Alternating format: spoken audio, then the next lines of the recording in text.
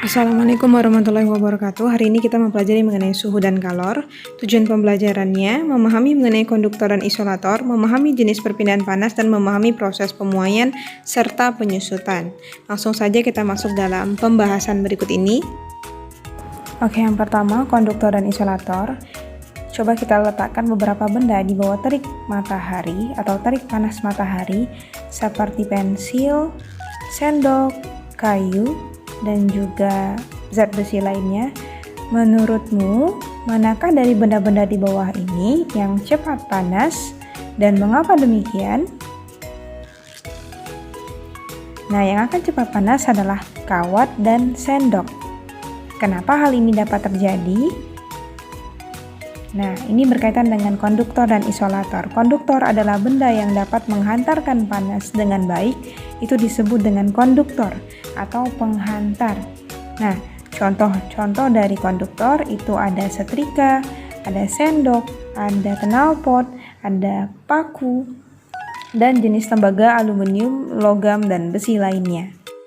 Selanjutnya, isolator. Benda-benda yang tidak mudah menghantarkan panas disebut dengan benda isolator atau penghambat. Contohnya ada kayu, kain, dan karet. Ya, kita masuk dalam panas dan perpindahannya. Hal-hal yang akan dibahas itu mengenai panas itu sendiri, konduksi, konveksi, dan radiasi. Nah, jadi perpindahan panas dibagi menjadi 3, konduksi, konveksi, dan radiasi. Sebelumnya, kita harus tahu dulu mengenai panas. Panas atau disebut kalor adalah energi yang dapat berpindah dari satu benda ke benda lain karena adanya perbedaan suhu.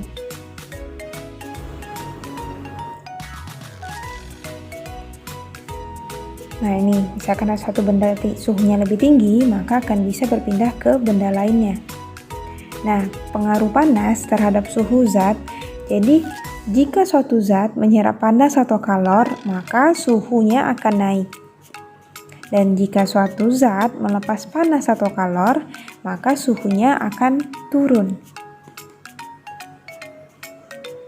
Oke, kita masuk dalam perpindahan panas yang pertama, yaitu konduksi. Merupakan perpindahan panas tanpa disertai perpindahan zat perantaranya. Panas dalam perpindahan panas konduksi itu hanya panas yang akan berpindah, sedangkan partikel bendanya tidak. Dan biasanya terjadi pada zat padat. Nah, untuk contohnya itu seperti batang besi yang dipanaskan. Nah, pada saat kita memanaskan batang besi, maka panas dari ujung besi yang terkena panas itu panasnya akan berpindah melalui besi tersebut. Jadi hanya panasnya yang akan berpindah, dan ini terjadi biasanya pada zat padat. Contohnya adalah pada besi. Dan ini perpindahan panas tanpa perantara. Contoh lainnya ada peristiwa konduksi dalam kehidupan sehari-hari seperti pada setrika listrik. Pada bagian bawah itu ada konduktor yang dapat menghantarkan panas dari setrika tersebut, dari konduktornya ke kain. Terus ada mengaduk kopi panas dengan sendok logam. Saat kita mengaduk kopi dengan sendok logam, maka panas dari kopi dapat berpindah pada sendok. Selanjutnya, pada saat kita memanaskan mentega, panas yang ada pada panci masak akan berpindah pada mentega, sehingga menteganya dapat mencair.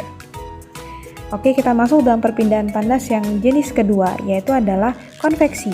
Perpindahan panas disertai dengan perpindahan zat perantara.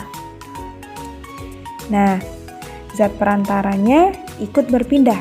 Jadi berbeda dengan konduksi tadi, zat perantara tidak ikut berpindah. Kalau pada konveksi, zat perantara ikut berpindah.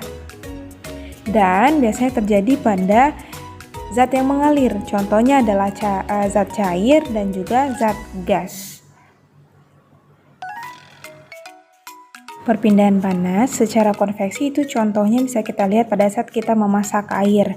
Nah, pada saat kita memasak air, biasanya air yang panas dahulu adalah bagian bawah. Air yang panas tadi akan naik ke atas, sehingga air yang di bagian atas yang belum terkena panas atau masih dingin akan turun ke bawah. Jadi ada aliran air. Nah, di sini panas pada air itu berpindah disertai dengan zat perantaranya, yaitu air itu sendiri. Jadi, air bagian bawah yang panas akan naik, air yang belum panas atau masih dingin di atas akan turun. Nah, selanjutnya ada asap cerobong pabrik. Angin darat dan angin laut juga termasuk contoh dari konveksi. Gerakan balon udara, di sini lebih ke gerakan balon udaranya. Oke, selanjutnya kita masuk kepada perpindahan panas secara radiasi. Pada saat kita berada di bawah terik matahari, kita merasakan panas. Nah, radiasi itu adalah perpindahan panas tanpa memerlukan zat perantara. Jadi radiasi ini lebih ke pancaran langsung dari panas yang dapat berpindah ke benda lainnya tanpa memerlukan zat perantara. Contohnya pada saat kita berdiri di bawah terik matahari, kita dapat merasakan panas dari terik matahari tersebut. Nah, ini diakibatkan dari proses ataupun perpindahan panas secara radiasi. Contoh lainnya dapat kita lihat pada saat kita berada di dekat api unggun, nah kita merasakan badan kita juga panas atau badan kita terasa hangat saat kita di dekat api unggun. Selanjutnya pada saat kita menjemur pakaian menjadi kering ketika kita jemur di bawah terik matahari. Dan contoh lainnya adalah menetaskan telur unggas dengan lampu. Selanjutnya kita masuk dalam pemuaian dan penyusutan. Pemuaian itu benda yang mengalami kenaikan suhu akan bertambah panjang, luas atau volumenya. Sedangkan penyusutan, benda yang mengalami penurunan suhu itu akan mengalami berkurangnya panjang, luas, atau volumenya. Jadi kebalikan dari proses pemuaian. Pemuaian terjadi pada saat suhu panas, penyusutan terjadi pada saat suhu dingin. Pemanfaatan pemuaian dan penyusutan dalam kehidupan sehari-hari itu sebagai berikut.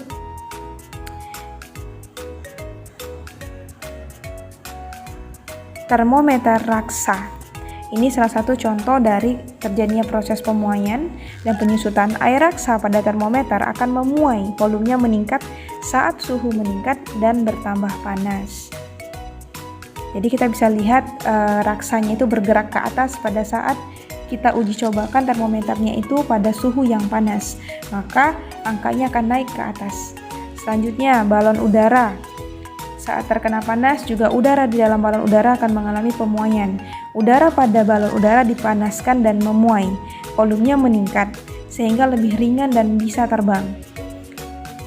Nah, ini akibat dari suhu. Cara untuk mengatasi kerugian akibat pemuaian dan penyusutan, nah itu sebagai berikut. Ada banyak sekali dalam kehidupan kita sehari-hari.